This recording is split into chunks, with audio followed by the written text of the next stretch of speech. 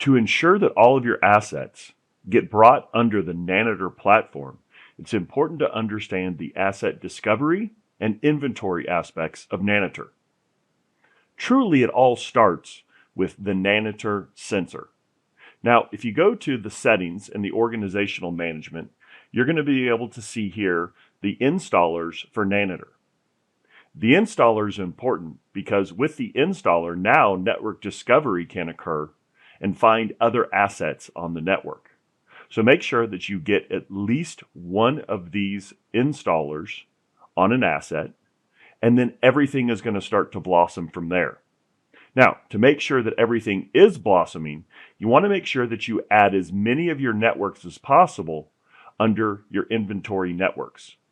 So here you can see that we have a couple of networks, and what's most important and what we highly recommend is that you set up network discovery for all of your networks. What this is going to do is it's going to find the assets on those networks, especially when you have an asset that has an installed sensor.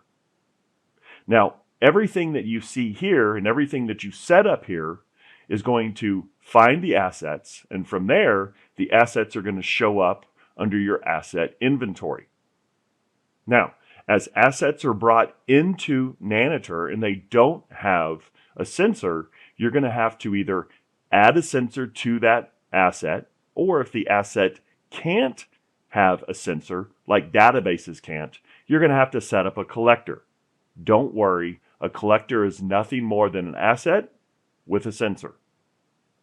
Once you have all of this established, now the sensors as well as the collector is going to go into those assets and pull out all of the critical information.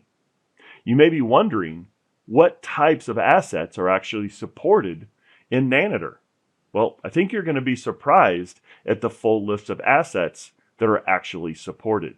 You'll notice obviously desktops and laptops, servers, databases, but then it goes into mobile and cloud, point of sale, cloud images, even TVs, medical devices, workstations.